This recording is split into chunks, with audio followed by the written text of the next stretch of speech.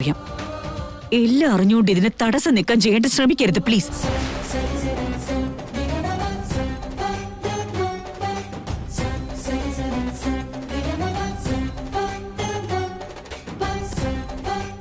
നീ പറയണം മിഥുൻ, ഞാനൊന്നും ചിന്തിക്കാതെ ഈ തീരുമാനം എടുത്തെന്നാണോ നീ വിചാരിക്കുന്നത്? ഈ തീരുമാനത്തിൽ എന്തെങ്കിലും തെറ്റ് കണ്ടുപിടിക്കാനാവോ? മോം, അത് നീ എന്റെ തീരുമാനത്തെ ധിക്കരിക്കില്ലെന്ന് എനിക്ക് ഉറപ്പുണ്ട്.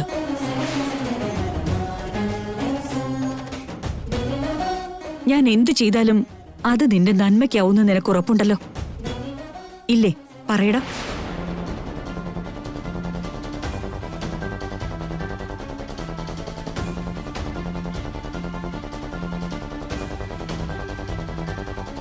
മിഥുൻ, ഞാൻ ചോദിച്ചത് നിന്നോടാ. ആണോ അല്ലേ എന്ന് പറയാൻ.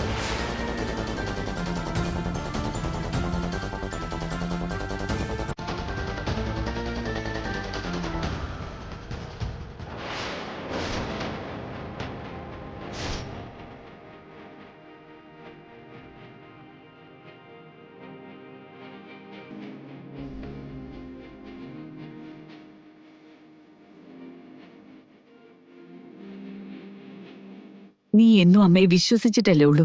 ഇപ്പോഴും അമ്മയ്ക്ക് അതാ വേണ്ടത്.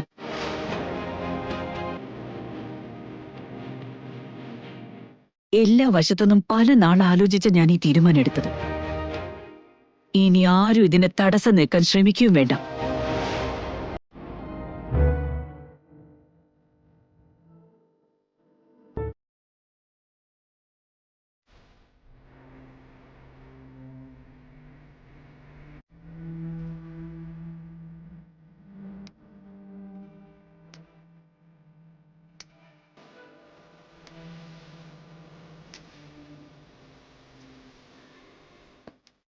മേഘനയെ ഞാൻ എന്റെ ജീവനെ പോലെ നോക്കിക്കൊള്ളാം മുത്തശ്ശ.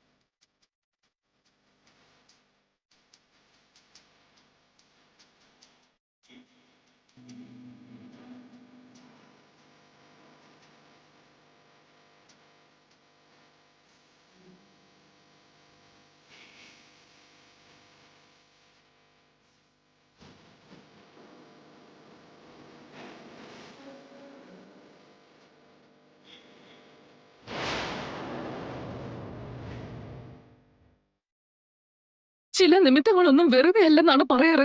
ഫോട്ടോ കത്തിപ്പോയത് എന്തോ ദുർലക്ഷണം തന്നെയാ. മിഥുന്റെ അരികിൽ മേഘനയെ ഉള്ളിടത്തോളം കാലം മിഥുന് എന്നും ഓരോ ആപത്തും വന്നോണ്ടിരിക്കുക ചേച്ചി. ഈ നിമിത്തവും ഏതെങ്കിലും ഒരു ആപത്ത് അവനോട് അടുക്കുന്നതിന്റെയാണോ?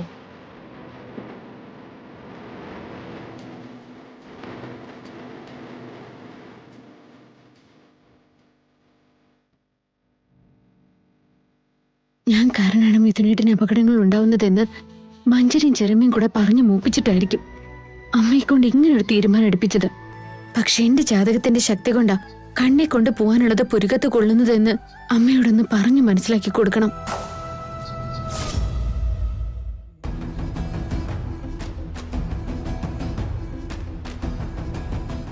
ഇതെന്താ മേഘന അരുണിമേച്ചിയുടെ റൂമിലേക്ക് പോകുന്നേ?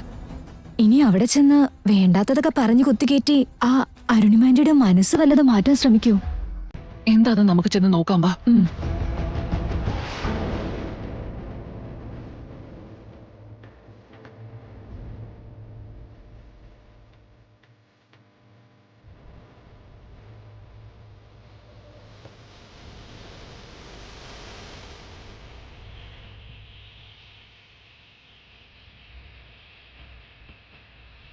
അമ്മ എന്താ ആലോചിക്കുന്നത്?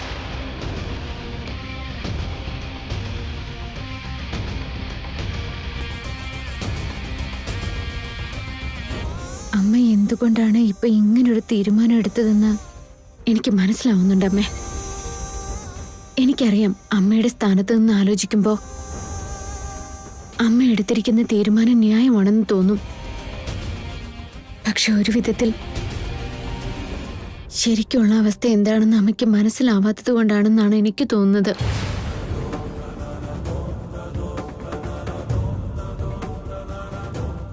ഞാനൊന്നും മനസ്സിലാക്കാതെ എടുത്ത തീരുമാനമാണെന്നോ?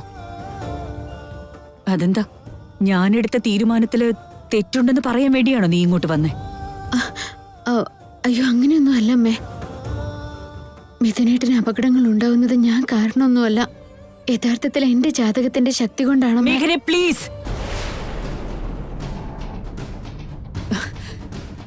ഇക്കാര്യത്തെക്കുറിച്ച് വീണ്ടും വീണ്ടും തർക്കിക്കാൻ എനിക്ക് സഹനശേഷിയില്ല, അതിനുള്ള സാവകാശമില്ലെന്ന് നീ ഓർത്തോ. ദയവ് ചെയ്ത് ഇനി ഇതിനൊരു തടസ്സവും പറഞ്ഞുകൊണ്ട് വരരുത്.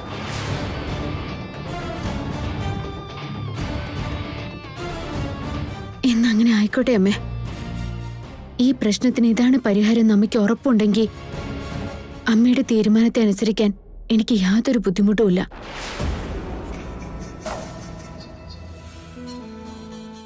പക്ഷേ ഒരു 3 മാസം കൂടി ക്ഷമിച്ചൂടെ?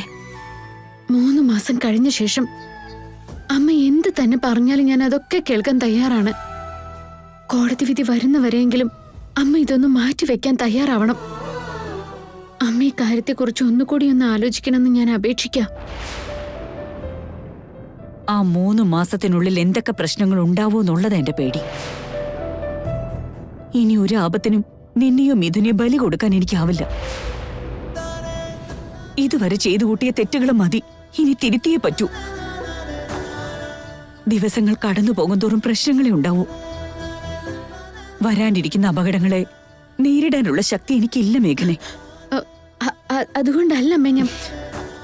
ഇനിയും നീ ഇവിടെ നിന്നാ എനിക്ക് നിന്റെ കാല് പിടിച്ച് അപേക്ഷിക്കേണ്ട അവസ്ഥയുണ്ടാവും മേഘനെ. ഇനി അതാ നിന്റെ ആഗ്രഹമെങ്കിൽ ഇപ്പൊ തന്നെ ഞാനതിന് തയ്യാറാണ്.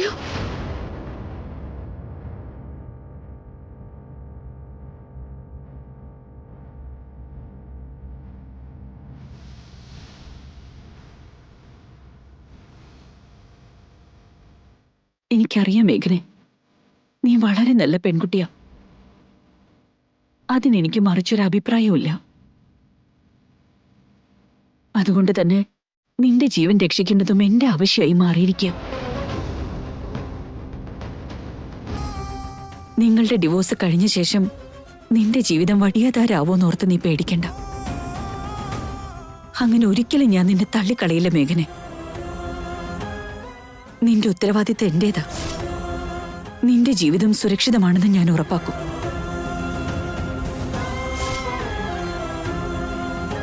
വിവാഹമോചനം കഴിഞ്ഞല്ലോ എന്ന് കരുതി നിന്നെ ഞാൻ എങ്ങോട്ടും ആട്ടിപ്പായിക്കില്ല. അക്കാര്യം ഓർത്ത് നീ വിഷമിക്കുകയും വേണ്ട, ഞാൻ നോക്കിക്കോളാം. ഈ തീരുമാനം കൊണ്ട് എന്റെ ജീവനും ജീവിതമാണ് ഇല്ലാണ്ടാവുന്ന.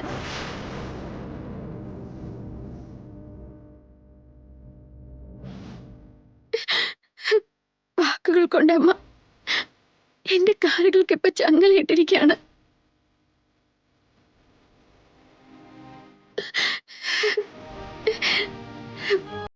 ഇനി ഈ കാര്യത്തെക്കുറിച്ച് ഞാൻ എന്ത് പറഞ്ഞിട്ടും കാര്യമില്ല.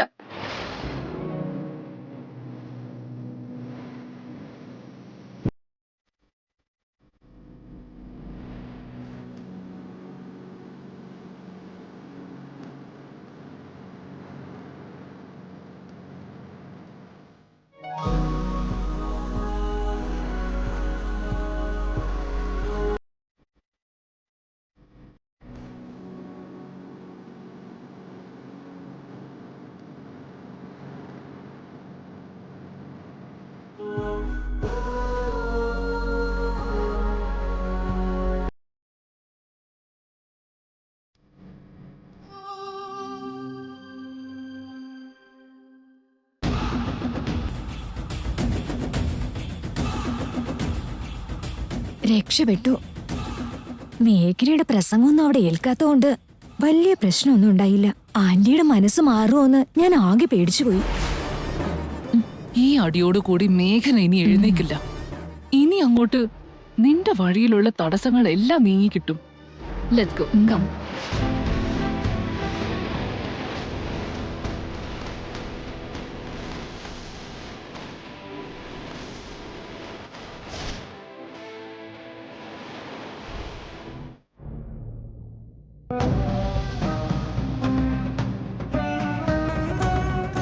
അച്ഛൻ തന്നെ പറയേ, ഞാൻ പറഞ്ഞ കാര്യങ്ങളിൽ എന്തെങ്കിലും തെറ്റുണ്ടോ?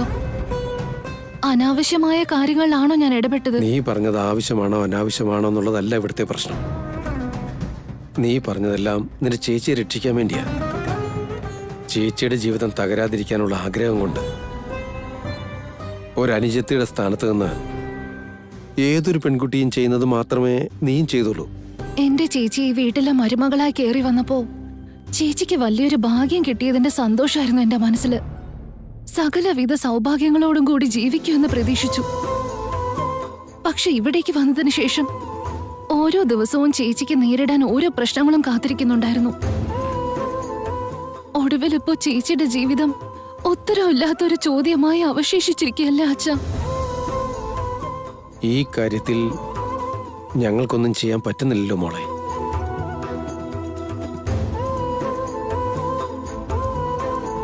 മോളെ മേഘനെ, എന്താ അച്ഛാ പറഞ്ഞോളൂ. അച്ഛൻ എന്തേലും വേണോ? ഈ വീടുമായിട്ടുള്ള ബന്ധം അവസാനിക്കാൻ പോവാണെന്ന് അറിഞ്ഞിട്ടും ഇപ്പോഴും നീ ഞങ്ങളുടെ ആവശ്യങ്ങളെ കുറിച്ചാണോ ചിന്തിക്കുന്നത്? നിന്റെ വിവാഹബന്ധം തകരാൻ പോവാണെന്ന് അറിഞ്ഞിട്ടും ഞങ്ങളുടെയൊക്കെ ക്ഷേമത്തെക്കുറിച്ചാണല്ലോ മോളെ നിന്റെ ചിന്ത.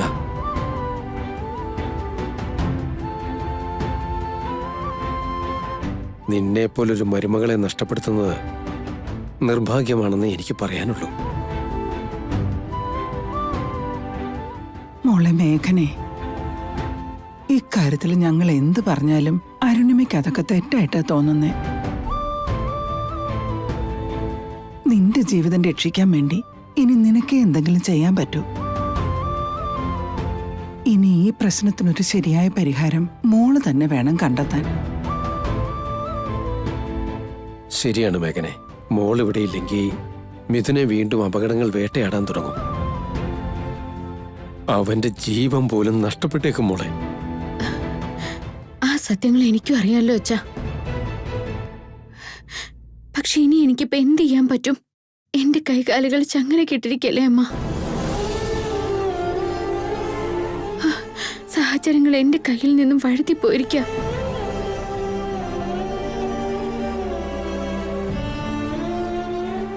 ഇനി സംഭവിക്കാനുള്ളതെല്ലാം അവരവരുടെ തലയിലെഴുത്ത് പോലെ നടക്കും. അത് ഇനി തീരുമാനിക്കാൻ അമ്മയ്ക്ക് മാത്രമേ സാധിക്കൂ. എന്താ ഏട്ടത്തി ഈ കേൾക്കുന്നൊക്കെ?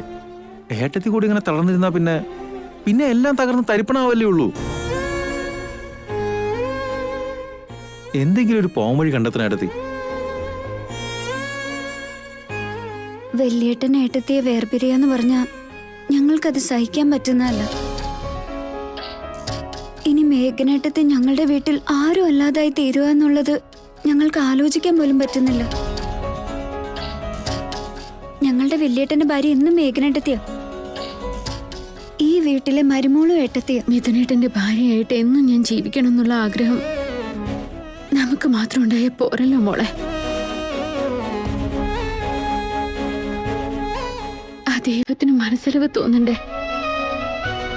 ദൈവം തലയിൽ എഴുതിയിരിക്കുന്ന വരയിൽ അതും ചേർത്തിട്ടുണ്ടാവണം.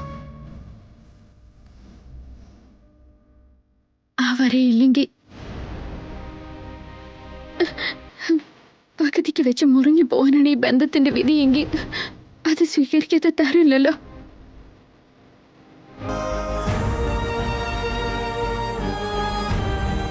ഈശ്വര നിശ്ചയം എന്തായാലും അത് സ്വീകരിച്ച് അദ്ദേഹം കാണിക്കുന്ന വഴിയിലൂടെ പോയല്ലേ പറ്റൂ. അതല്ലാതെ നമുക്ക് മറ്റൊരു നിവൃത്തിയില്ല മോളെ.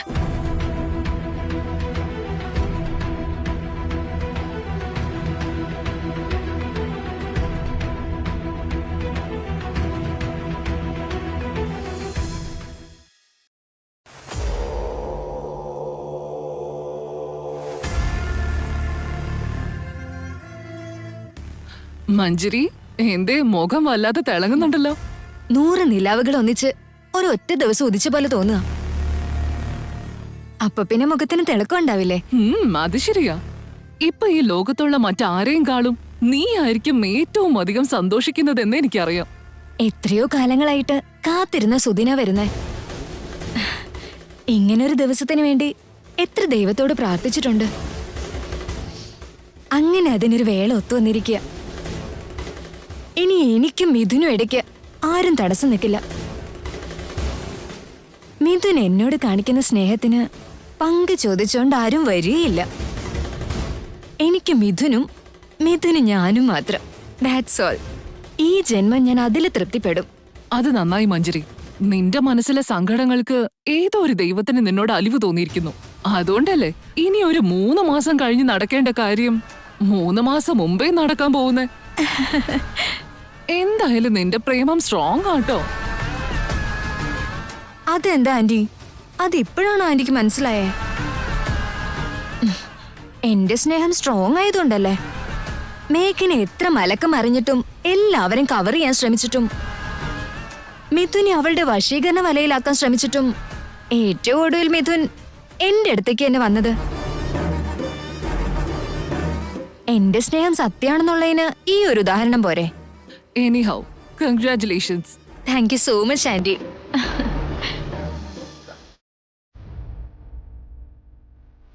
ഏട്ടത്തിയമ്മ വരുന്നതിന് മുൻപ് ഈ വീടും ഇവിടെയുള്ള മനുഷ്യരും സ്വന്തം കാര്യങ്ങൾ നോക്കി മറ്റുള്ളവരുടെ കാര്യങ്ങളിലൊന്നും ശ്രദ്ധിക്കാതെ ജീവിച്ചു പോന്നത്.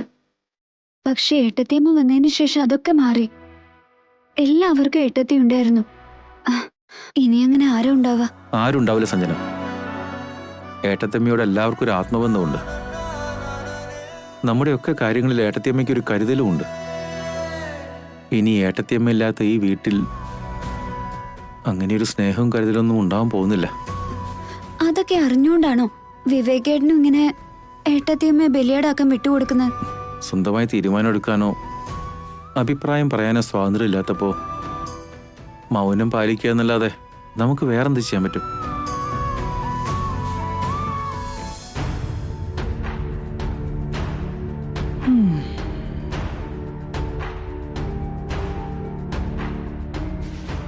മേഘന ഇവിടുന്ന് പോയാ ഈ വീടിന് ജീവനില്ലാത്ത പോലെ ആയിത്തീരും. അവള് പോയാ പിന്നെ അച്ഛമ്മയെ ടാബ്ലറ്റ്സ് കഴിച്ചോന്നൊക്കെ ആരാ ചോദിക്കുക? അച്ഛനെന്താ ഭക്ഷണം കഴിക്കാത്തെന്നും ചോദിച്ച് നിന്നെ ഇനി ഇവിടെ ആര് വിളിക്കും? എല്ലാവരുടെയും കാര്യങ്ങൾ അറിഞ്ഞു ചെയ്തിരുന്നവളാ. മനസ്സിൽ വിചാരിക്കും മുമ്പത് മുന്നിലെത്തിക്കും. ഇനി മേഘന ഇവിടുന്ന് ഇറങ്ങി പോകുമ്പോ അവള് മാത്രമായിട്ടായിരിക്കില്ല പോകുന്നത്. അവളോടൊപ്പം ഈ വീട്ടിലെ സന്തോഷം അവള് കൊണ്ടുപോയി കളയും. അതിനെക്കുറിച്ച് ആലോചിക്കുമ്പോഴെല്ലാം നെഞ്ചിനകത്ത് കനല് വാരിയിട്ടതുപോലെ നൊന്ത് നീറുകയാണ് അമ്മേ. ആ നീറ്റലിന് മരുന്ന് എന്താണെന്നും അറിയില്ല. വേദന അനുഭവിക്കുക എന്നല്ലാണ്ട് മറ്റൊരു മാർഗവും മുമ്പിലില്ല.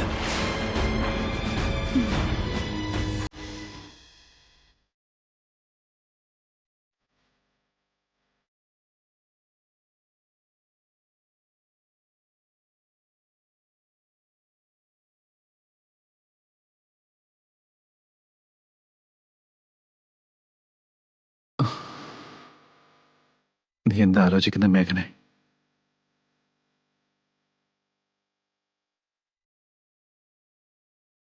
മോമെടുത്ത തീരുമാനം തെറ്റാണെന്ന് തോന്നുന്നുണ്ടല്ലേ? മോമിങ്ങനെ നിന്റെ ജീവിതം ഇല്ലാതാക്കുമ്പോ നിനക്ക് വിഷമമുണ്ടെന്ന് എനിക്ക് നന്നായിട്ടറിയാം. മോമി എടുത്ത തീരുമാനം തെറ്റാണോ ശരിയാണെന്നൊന്നും എനിക്കറിയില്ല.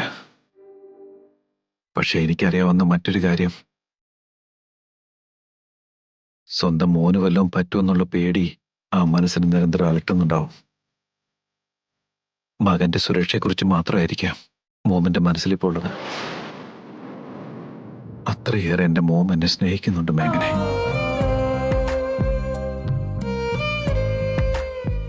മേഘനെ, എനിക്ക് വല്ലതും പറ്റുമെന്നുള്ള പേടി കൊണ്ടാ അന്ന് നിന്നെ എനിക്ക് കല്യാണം കഴിച്ചു തന്നത്. ആ സമയത്ത് മോം എന്റെ നന്മ മാത്രമേ ചിന്തിച്ചത്. മകന്റെ ജീവൻ നഷ്ടപ്പെടാതിരിക്കാനുള്ള സ്വാർത്ഥതയാകാം. ഒരുപക്ഷെ നിന്നെക്കുറിച്ച് ഒരു തരി പോലും ചിന്തിച്ചിട്ടും ഉണ്ടാവില്ല. പക്ഷെ ഇപ്പോ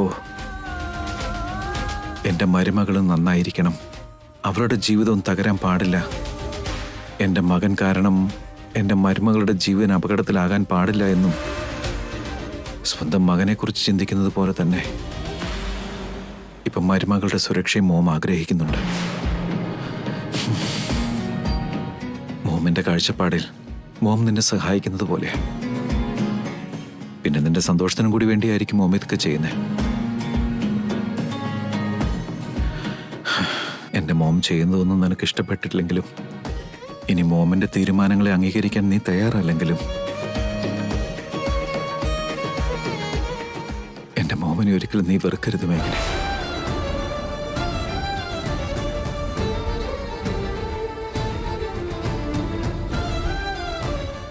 മിഥുനേട്ടൻ അവിടെ നിന്നേ.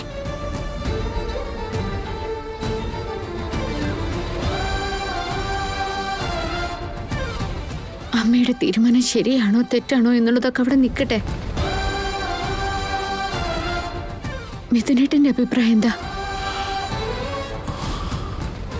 ഒരു ഭാഗത്ത് എനിക്ക് ജന്മം തന്ന അമ്മ, മറുഭാഗത്ത് ഞാൻ താലി ചാർത്തിയ പെണ്ണ്. ഞാനിപ്പോ ഏത് ഭാഗത്തേക്ക് തിരിഞ്ഞാലും അത് മറ്റേയാളോട് നെറുകേട് കാണിക്കുന്ന പോലെയാവും. ജന്മം തന്ന ഗർഭപാത്രത്തെ മാനിക്കണോ, സകലത്ത് മടിയറു വെച്ച് സ്നേഹിക്കുന്നോളം മാനിക്കണോ? എനിക്കൊരു തീരുമാനം കൃത്യമായി എടുക്കാൻ പറ്റുന്നില്ല മേഘനെ. ഒരാളോട് ഞാൻ നീതി കാണിക്കുമ്പോൾ അത് ഞാൻ മറ്റേയാളുടെ ജീവിതം തകർത്ത് കളയുന്നത് പോലെയാ. അതെന്നെ വല്ലാതെ ഭയപ്പെടുത്തുന്നു. ചെകുത്താനും കടലിനും ഇടയ്ക്കകപ്പെട്ട പോലെ ഹൃദയം പിഴിഞ്ഞെടുക്കുന്ന പോലെ വേദനിക്കും മേഘനെ.